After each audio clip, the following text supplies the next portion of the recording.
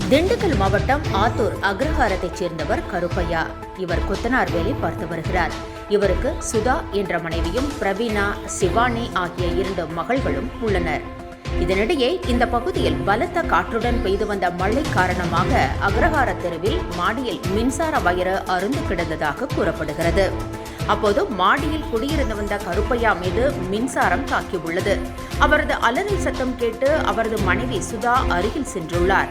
அவர் மீதும் மின்சாரம் பாய்ந்து சம்பவ இடத்திலேயே 2 பேரும் உயிரிழந்தனர்.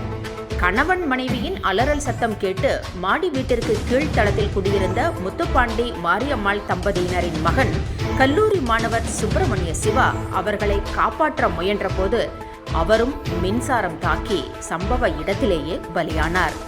இது குறித்து தகவல் அறிந்த அக்கம் பக்கத்தினர் 3 பேரையும் மீட்டு ஆத்தூர் அரசு மருத்துவமனைக்கு தூக்கி வந்தனர். அவர்களை பரிசோதனை செய்த மருத்துவர்கள் அவர்கள் ஏற்கனவே இறந்துவிட்டதாக தெரிவித்தனர்.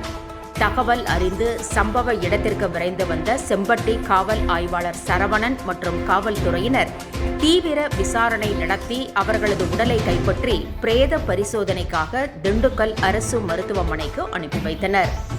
செம்பட்டி காவல்துறையினர் இதுகுறித்து வழக்கு பதிவு செய்து மின்சாரம் தாக்கி உயிரிழந்ததற்கான காரணம் குறித்து விசாரணை நடத்தி வருகின்றனர்.